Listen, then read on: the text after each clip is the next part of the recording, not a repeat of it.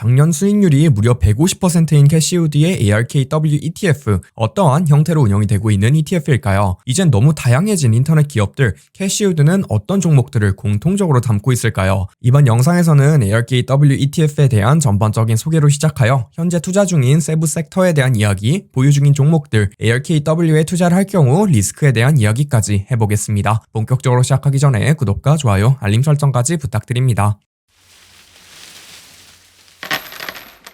ARKW는 아크펀드 캐시우드가 운영 중인 액티브 ETF입니다. 차세대 인터넷 기업들, IT 기업들에 투자를 한다는 테마를 가지고 있죠. 작년 한 해 수익률이 무려 150% 수준으로 엄청난 성과를 보이고 있는 ETF입니다. ARKW에 대한 기본적인 정보부터 살펴보기로 할게요. NYSE에 상장이 되어 있으며 티커 종목 코드는 ARKW입니다. 운영 보수는 0.79%로 패시브 ETF들에 비하면 비싼 편에 속하고 있죠. ARKW로 투자가 되고 있는 자금의 크기는 무려 5.27빌리언 달러, 한화 5.5조 원 정도로 상당한 규모를 자랑하고 있습니다. ARKK에 대하여 다루며 설명을 드렸으나 오늘 처음 듣는 분들을 위하여 액티브 ETF에 대한 설명 및 장단점에 대하여 설명을 드려볼게요. 기본적으로 헤지펀드처럼 펀드 매니저가 직접 종목을 고르고 해당 종목을 몇 주나 살지 결정하는 형태입니다. 일반적인 패시브 ETF들은 무슨 종목을 얼만큼 사야 하는지 규칙으로 나와 있습니다. 예시로 SPY라는 ETF는 S&P 500이라는 주가지수와 동일한 비중으로 종목들을 사게 되어 있죠. 패시브 ETF는 펀드 매니저가 종목을 잘못 고를 확률이 존재하지 않습니다. 반대로 액티브 ETF는 펀드 매니저가 언제 사서 언제 팔지를 주관적으로 결정하기 때문에 펀드 매니저에 대한 강한 신뢰 및 믿음을 요구하죠. ARKW의 펀드가 다른 펀드들과 다른 점들도 요약해 볼게요. 일반적인 전통적인 투자 방식들은 시가총액이 높은 것을 더 많이 담곤 합니다. 주가가 비싸고 규모가 있는 기업은 그만큼 망할 리스크가 적기 때문이죠. 시가총액을 비례하여 사는 것은 아니어도 종목별로 가중치를 일정하게 사서 리스크를 분산시키곤 합니다. ARKW의 경우 캐시우드가 좋다고 생각이 드는 종목은 시가총액 및 주가 변동성에 관계없이 높은 비중으로 담습니다. 반대로 말하면 이미 전통적인 투자 전략을 구사하고 있는 투자자들 입장에서 ARKW에 투자하는 것은 상관관계가 낮은 전략에 투자하여 전략 분산 효과를 얻을 수 있게 되는 것이죠. ARKW가 종목을 선정하는 기준도 살펴보겠습니다. 현재 빠르게 성장하고 있는 IT 기업들에 투자를 하고 있다고 요약해 볼 수 있겠습니다. 펀드의 이름은 인터넷 기업이라고 명시가 되어 있긴 하지만 보유 종목들을 살펴보면 좀 더 넓은 차세대 정보 기업들에 투자를 하고 있다고 보는 게 맞다고 생각합니다. 세부적으로는 클라우드 컴퓨팅, 빅데이터, 소셜 플랫폼, 이커머스, 블록체인, IoT에 관련 있는 종목들을 담고 있습니다. 현재 56개의 종목을 담고 있죠. 클라우드 컴퓨팅에 대한 이야기 및 투자하고 있는 기업에 대하여 소개해 볼게요. 클라우드 컴퓨팅은 프로그램을 내 컴퓨터에서 구동하는 것이 아닌 프로그램을 제공하는 기업에서 구동하는 것이라 생각하시면 됩니다. 간단하게 넷플릭스를 시청하실 때 다운을 받지 않고 스트리밍을 하게 되는데 과거 영화를 MP4 형태 또는 AVI 형태로 다운받아 보실 때와 스트리밍의 차이점이 과거 컴퓨팅과 클라우드 컴퓨팅의 차이점이라고 요약해 볼 수 있겠습니다. 또 구글 드라이브에 구독자분들이 파일을 저장하시면 구글의 서버에 저장이 되지 우리 컴퓨터 하드 드라이브에 파일이 저장이 되지 않습니다. 언제든지 인터넷으로 원격으로 접근할 수 있는 컴퓨팅에 가치 사슬에 포함되어 있는 기업들을 전부 클라우드 관련 기업이라 부르고 있습니다. 가장 대표적인 클라우드 기업은 ARKW에서 1-2% 정도 담고 있는 세일즈포스라고 볼 수 있겠습니다. 1세대 SaaS, Software as a Service 기업이며 단순하게 구독 모델로 운영이 되는 소프트웨어 기업이라고 생각하시면 됩니다. 별도의 프로그램을 다운로드 및 설치할 필요 없이 웹브라우저로 세일즈포스의 기능을 사용할 수 있다고 하죠. 정확하게는 CRM, 고객 관계관리 서비스를 제공하고 있으며 최근에는 좀 더 넓은 영역으로 퍼지고 있는 방향성을 띠고 있습니다. 얼마 전 협업 소프트웨어 기업인 Slack을 인수하며 화제가 되기도 했었으며 저도 영상으로 리뷰를 잠깐 하기도 했었죠. 세일즈포스의 매출을 살펴보시면 매우 꾸준하게 오르고 있는 모습을 살펴보실 수 있으며 작년에 17빌리언 달러를 벌었습니다. 순이익 역시 보고 있는 기업이며 126밀리언 달러를 이익으로 남겼네요. 실적이 상승한 만큼 주가도 상장 직후부터 꾸준하게 오른 종목입니다. 클라우드 가치 사슬에 포함이 되어 있으나 하드웨어 쪽으로 기여를 하는 기업들도 있습니다. 퓨어 스토리지라는 기업은 플래시 메모리를 기반으로 스토리지 서비스를 제공하는 ES 기업, Infrastructure as a Service 기업입니다. 세일즈포스와 같은 SaaS 기업들이 퓨어 스토리지 등 ES 기업들의 데이터 스토리지 장치에 정보들을 보관하게 되죠. 퓨어 스토리지의 매출 역시 꾸준하게 상승해왔으며 작년 기준 1.64빌리언 달러를 벌어들였습니다. 아직 적자를 보고 성장하고 있는 기업으로 200밀리언 달러 정도를 이뤘네요. 주가는 2018년도 후반부터 2020년도 초반까지 약한 모습을 보이다가 최근 가파르게 상승하고 있습니다. 빅데이터 및 AI 영역에도 투자를 하고 있습니다. 데이터 분석을 통하여 의사결정을 좀 더 효율적이고 정확하게 하도록 도와주는 역할을 하는 기업에 투자를 하고 있죠. 구글이 사람마다 보여주는 광고를 다르게 하는 최적화 알고리즘의 경우 전부 데이터 분석을 기반으로 이루어지죠. 또 최근 트렌드를 살펴보면 다양한 기업들이 중대한 의사결정 시 도움을 받기 위하여 분석 서비스를 도움시키는 추세입니다. 최근 핫한 데이터 기업은 팔란티어겠죠. 미국 정부 및 여러 다국적 기업들을 위하여 데이터 분석 소프트웨어를 제작하고 있는 기업입니다. 주어진 데이터를 기반으로 결과에 미칠 영향을 계산하고 있다 하죠. 예시로 토네이도와 같은 자연재해가 올 경우 우리 회사 매출에 어떠한 영향을 줄지와 같은 복잡한 상황을 예측한다고 합니다. 팔란티어는 매우 빠른 속도로 성장하고 있는 기업입니다. 작년 매출이 1.09빌리언 달러였으며 재작년 대비 47%나 성장한 수치이죠. 팔란티어는 아직 적자를 보고 있는 기업이며 작년 매출보다 큰 1.17빌리언 달러를 이뤘습니다. 상장 직후 빠르게 주가가 상승하여 현재 150% 넘게 상승해 있네요. 다음은 이커머스 영역입니다. 이커머스는 인터넷으로 물건을 주문하면 기업이 배송을 해주는 형태를 갖추고 있습니다. 한 가지 형태는 기업이 플랫폼이 되어 구매자와 판매자를 연결시켜주는 경우가 있으며 네이버 쇼핑이 대표적인 예시라고 볼 수 있겠습니다. 반대로 기업이 물건을 직접 매입하여 소비자들에게 되파는 소매점 같은 모델도 존재하며 쿠팡이 대표적인 예시라고 볼 수 있겠습니다. 코로나로 인하여 갑자기 커진 영역이죠. ARKW가 투자하는 이커머스 종목들 중 주목해서 볼만한 종목은 쇼피파이입니다. 이커머스 플랫폼이며 셀러들이 자신만의 브랜드를 만들 수 있는 도구를 다양하게 제공하고 있습니다. 쇼피파이 앱스토어를 통하여 여러가지 판매 증진 도구, 디자인 도구들을 구매할 수도 있기에 생태계 역시 매우 잘 조성이 되어 있죠. 다양한 판매 채널들을 일괄적으로 관리해주는 백엔드 기능도 제공합니다. 아마존, 구글, 오프라인 매장 등 다양한 판매 채널들에서 발생한 데이터를 쇼피파이에서 일괄적으로 관리를 해준다고 하죠. 쇼피파이 역시 굉장히 꾸준하게 성장하고 있는 기업입니다. 2015년도에 상장하였으며 상장 이후 약 4000% 정도 성장했네요. 매출 역시 꾸준하게 빠르게 성장하고 있으며 2.93빌리언 달러를 벌어들인 기업입니다. 작년 처음으로 흑자를 보기 시작했으며 319밀리언 달러를 벌었습니다. 다양한 소셜 플랫폼에도 ARKW는 투자를 하고 있습니다. 플랫폼 서비스는 인터넷상에서 수요와 공급을 맞춰주는 서비스이죠. 구글의 경우 광고주의 니즈와 소비자의 검색 니즈를 맞춰 큰 돈을 벌게 된 케이스입니다. 개인적으로 플랫폼 서비스는 굉장히 넓은 의미를 갖는다고 생각하고 있습니다. 비교적 덜 알려진 보유 중인 종목으로는 스냅이 있겠습니다. 10대, 20대들의 사진 및 비디오 기반 SNS이죠. AR, 증강현실을 매우 잘 활용하고 있으며 페이스북 인수 제의를 거절한 기업이기도 합니다. 구글, 페이스북과 비슷하게 광고 플랫폼으로 수익을 창출하고 있죠. 스냅은 상장 직후 주가가 80%가량 떨어졌다가 이후 지속적으로 상승하고 있는 종목입니다. 매출 역시 성장을 하고 있으며 작년 기준 2.5빌리언 달러를 벌어들였네요. 아직 적자를 보고 있는 기업이며 작년에 944밀리언 달러를 잃었습니다. IoT 서비스에도 투자를 하고 있다 했죠. IoT는 컴퓨터 및 모바일 기기를 제외한 물건의 인터넷이 가능한 사물 인터넷을 뜻합니다. 유통회사들이 차량에 센서를 달아 실시간으로 트래킹이 가능해진 것도 IoT의 일부라고 볼 수 있죠. 또 최근 많은 신식 공장들은 기계들의 센서를 전부 다 달아 실시간 생산량을 측정할 수 있다 하며 데이터를 활용하여 생산 효율을 최적화할 수 있다고 합니다. 대표적인 IoT 기업이자 세상에서 가장 큰 기업인 애플을 예시로 볼 수 있겠습니다. 아이폰을 만들고 있으나 현재 IoT로 가려는 방향을 계속 보이고 있거든요. 대표적인 시계에 인터넷을 적용시킨 애플 워치라는 제품이 있겠죠. 이외에도 자동차 개발에 대한 의사표현을 하며 다양한 제품들에 인터넷을 적용시키려는 모습을 보이고 있습니다. 애플은 대표적인 성장을 거듭한 기업이죠. 매출은 작년 기준 274빌리언 달러를 벌었으며 큰 폭은 아니지만 여전히 성장을 하고 있는 모습을 보입니다. 순이익은 57빌리언 달러를 넘기고 있어 높은 마진율을 보이고 있는 기업이죠. 특이하게도 ARKW는 비트코인에도 직간접적으로 투자를 하고 있습니다. GBTC라는 종목을 총 비중의 5% 정도 보유하고 있죠. GBTC는 비트코인의 가격을 추종하는 증권입니다. 이제 ARKW에 투자를 하실 경우 고려하셔야 하는 리스크도 살펴보겠습니다. ARKK에 대하여 설명할 때와 비슷하게 ARKW는 너무 소형주 위주의 투자가 이루어지고 있습니다. 소형주는 대형주들보다 주가 변동성이 높고 리스크도 보상도 높을 수밖에 없죠. 작년에는 ARKW가 포괄하고 있는 섹터가 조명을 받으며 반짝 올랐으나 내년에도 동일한 투자 방식이 먹힐지는 아무도 모릅니다. 또 제가 생각하기에 문제점은 ARKW의 규모 및 현재 받고 있는 조명입니다. 주식은 기본적으로 저평가가 되어 있거나 성장 초기에 사서 주가가 오를 때 수익을 실현해야 합니다. 지금은 캐시우드가 어떤 종목을 사기만 해도 대중들이 따라 사기에 주가가 오르는 현상을 보이고 있죠. ARKW 입장에서 원하는 수량을 채우지 못했음에도 불구하고 주가가 오를 경우 그만큼 초과 수익을 내지 못할 가능성이 높습니다. 가장 큰 문제점이라 생각이 드는 점은 고평가 영역에 들어간 기업들이 너무 많다는 점입니다. 있습니다. ETF 규칙상 운용 자산의 80%는 무조건 주식을 사야 합니다. 즉 ARKW 펀드가 취할 수 있는 최대 현금 포지션은 20%라는 것이죠. 오늘도 긴 영상 시청해주셔서 감사하고 다음 영상에서는 더 흥미로운 투자에 대한 이야기로 찾아뵙도록 하겠습니다.